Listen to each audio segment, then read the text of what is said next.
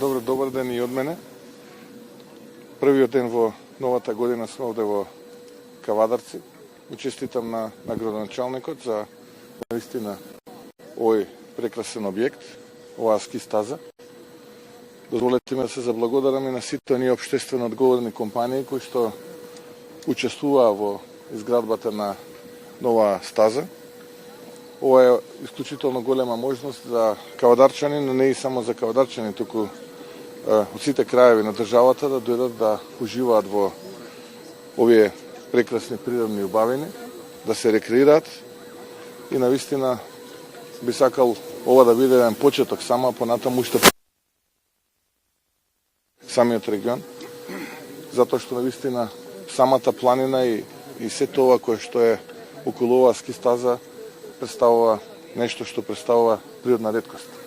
Така што уште еднаш да не должам кажа градоначалникот се, дозволете ми да му честитам на него, да им честитам на сите оние кои што ја поддржуваат работата, на пратениците од македонскиот парламент, членовите на македонската влада, советниците, администрацијата во општина Кавадарци, општествено одговорните компании, сите буквално кои што придонесуваат со својот ангажман во тоа да Кавадарци како општина навистина представува едно прекрасно место за живење. Ние како влада и во иднина ќе продолжиме да помагаме. Сега веќе во февруари ќе биде објавен и новиот повик до општините за да аплицираат со нови проекти кои што ќе бидат финансирани од страна на владата. Така што заеднички кога се работи, успехот е тука. Уште еднаш честитки и со лесно нека се користи и со убаво да се користи оваа ски стаза. И благодарам. Ако имате други прашања, ви ставам на располагање повелето. Што дека премиерот, што очекувате на економски план 2025 година? Каква ќе биде? Или нови капитални инвестиции ќе се подобри ли економијата и исто така и на инфраструктурен план, дали ќе има нови проекти, патишта, делници и така натаму? Да, благодарам на прашањето. Очекувам 2025 да биде поуспешно од 2024. Иако морам да кажам и 2024 ја завршуваме со подобри резултати од очекувањата, кога станува збор на економски план. Очекуваме да имаме исто така исклучително позитивни параметри за растот на бруто домашниот производ во четвртиот квартал, со што севкупно во целата година во 2024 тој раст да биде 2,6, 2,7, зашто да не и 3%, во зависност од тоа каков ќе биде и четвртиот квартал, поради слабиот прв квартал, инаку третиот и четвртиот се навистина успешни, би рекол најдобри во регионот, или едни од подобрите најбрзо растечки финансиски економски параметри во Европа. Очекувам нивото на странски инвестиции да надмине 1 милиарда евра за 2024 година, или близу до 1 милиарда евра. Очекувам за 25 да биде уште поголема таа бројка.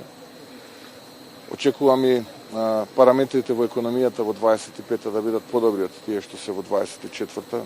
Домашниот производ да дојде близу, растот на домашниот производ да дојде близу 4%, помеѓу 3,5 и 4%, иако проектираниот е на 3,7, ако не се лажам.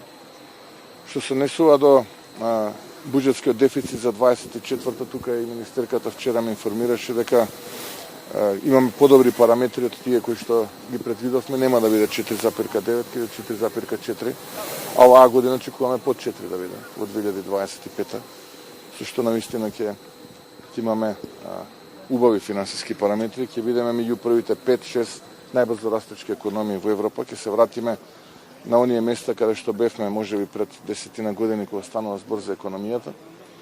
Во делот на инфраструктурата очекувам да се завршат сите овие проекти кои што последниве 6 месеци засилено се работат. Веќе во сабота го пуштаме во употреба патот, односно делницата од експресниот пат, која што ги поврзува местото Чатал или познато кај граѓаните како Страцин до Крива Паланка, што драматично ќе го намали патувањето до границата со нашиот источен сосед. Тоа е патен правец, дел од коридорот 8. Исто таму некаде втората половина на месец јануари ќе ја пуштаме делницата Градско Фариш, а потоа некаде би требало кон крајот на првиот квартал март-април да ја биде завршена и делницата Фариш Дреново. Таа и сега готова, има една карпа која што треба да се реши за да не предизвикува проблеми, па заради тоа 2-3 месеца ќе има, би рекол, пролонгирање. Исто така и пругата кон Бугарија, првиот дел, ако постојат 3 дела, првиот дел е помеѓу Куманово и Белјаковце, вториот од Белјаковце до Крива Паланка, третиот е од Крива Паланка до Жидилово, односно граница со нашиот источен сосед. Се заврши оваа прва делница од Куманово до Белјаковци, исто втора половина на јануари ја пуштаме во употреба и таа. Очекувам пред почетокот на туристичката сезона во Охрид да биде пуштена и делницата од Врбјани до Охрид, со исклучок на оној мал дел кај селото Ботум. Таму имаме слечиште практично, треба да се укрути, но и тоа периодов се работи на слечиштето, до крајот на 26-та и целата делница помеѓу Кичево и Охрид. Забрзано се работи на коридорот 8 и коридорот 10Д. Патниот правец Гостивар Букојчани се работи. Очекувам да заврши тендерот кој што ќе ги поврзе Букојчани со автопатот Кичево Охрид. Исто така забрзано се работи на прилеп Битола.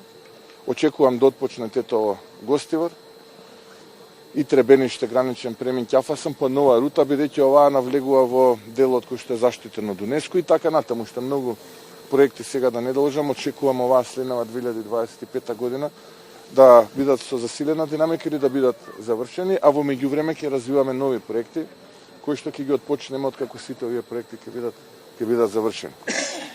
Уште многу работи можам да зборам, нето во интерес на времето тука би застанал. Очекувам генерално успешна година на економски план. Благодарам.